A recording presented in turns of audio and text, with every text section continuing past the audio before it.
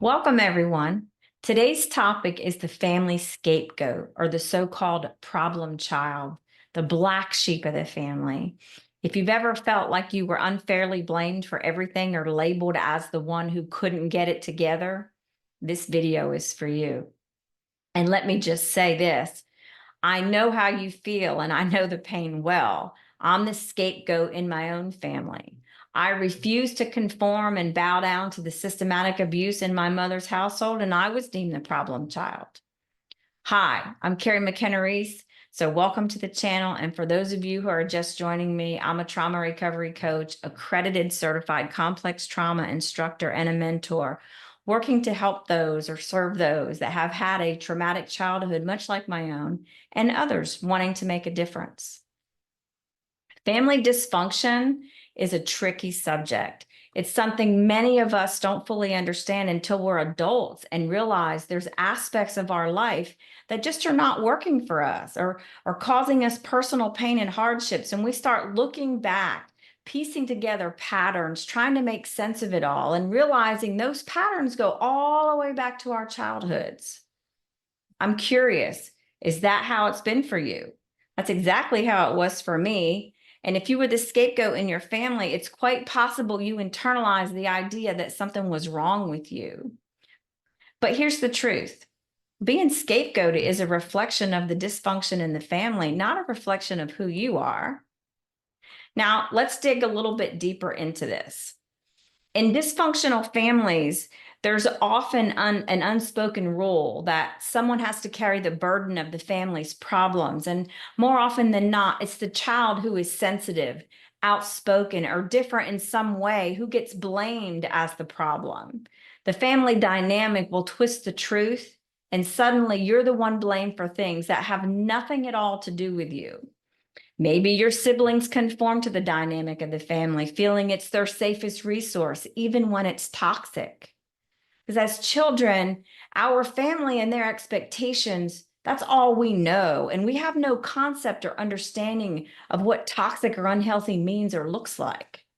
As children, we conform in a chameleon-like way for a sense of safety, to feel loved, wanted, accepted, and valued. Sometimes, though, a child may feel a deeper urge to go a different way. Unconsciously, their intention is not to disrupt, but rather to support the family.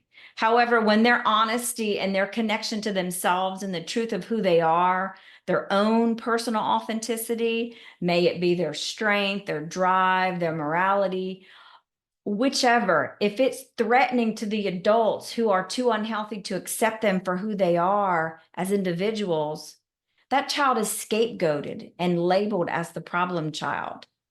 Does any of this resonate with you? Do you feel like you had a personal connection with yourself that didn't go in line with the stories and expectations of your family? Were you deemed too emotional, too dramatic, too rebellious when you did the right thing? Were you told to or made to feel that you were just too much for them? What I want you to know is that none of these labels define you. They are just not you. Those labels are a way for the family to avoid confronting deeper issues. When someone isn't ready or yet able to face hard truths, they sweep it under the rug, even when someone else's identity gets swept away with it. Being the scapegoat often means you were the truth teller, the one who saw through the facade, the reality of what was really going on. Maybe you noticed the unhealthy patterns and weren't afraid to call them out, and that's what made you the problem child.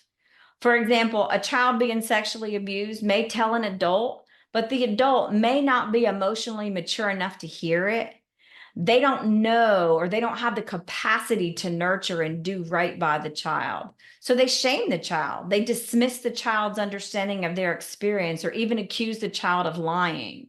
That was my exact experience at the age of 4. I was sexually abused, and I knew it was not my fault.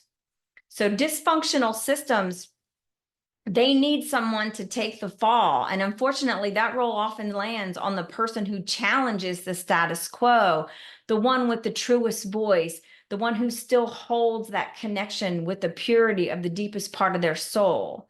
Being the scapegoat it's a heavy burden, but it's not yours to carry anymore. If this was or is the life in your family, you may still carry the weight of feeling misunderstood or being judged, and this can affect all your other relationships. It's common to feel a sense of shame or guilt, wondering why you were the one singled out. This was every day of your life in your childhood. You were programmed to walk on eggshells, feeling like the ball will drop at any moment, like you're not going to be believed, like your feelings don't matter in every one of those relationships. Like you have to sell yourself, convince the other person of the validity of your every thought, opinion, belief, feeling, and emotion for fear of being doubted, rejected, or even made fun of. But it's time to give yourself the compassion you needed back then. You were a child trying to survive in an environment that didn't make space for your truth, for who you authentically are. You no longer have to stay in that role. You're allowed to honor yourself, and it's vital that you honor yourself every day and in every situation. Healing from being the family scapegoat, it's not about blaming your family. It's about acknowledging the systematic abuse, the principles, the practices, and the patterns of that abuse.